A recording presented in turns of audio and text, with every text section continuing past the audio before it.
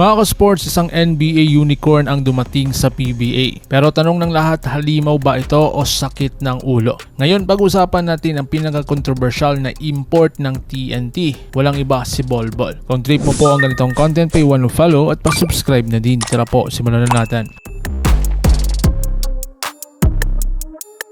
Mga ka-sports, hindi pa po nakakakilala. Sino nga ba ang player na ito?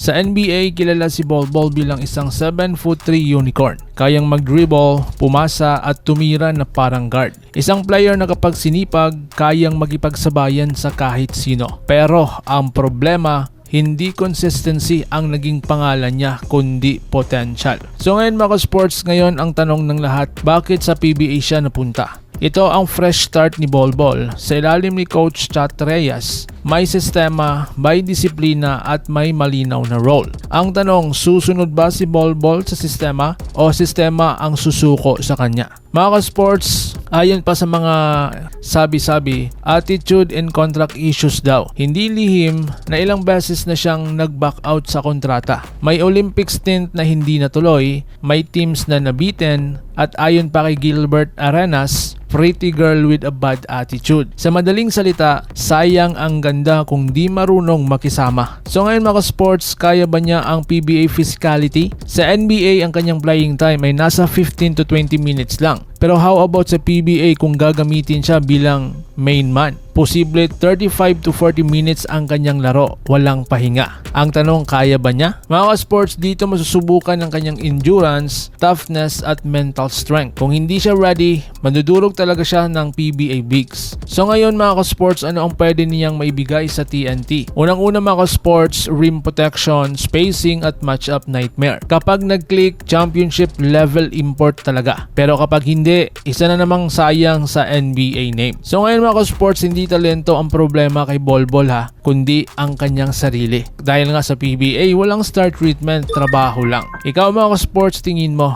magtatagumpay ba si Bol Bol sa TNT? Comment your thoughts below at huwag kalimutan mag-like, share at subscribe at pahit din ng bell para updated kayo mga sports sa ating mga uploads. So paano? Ingat po kayo.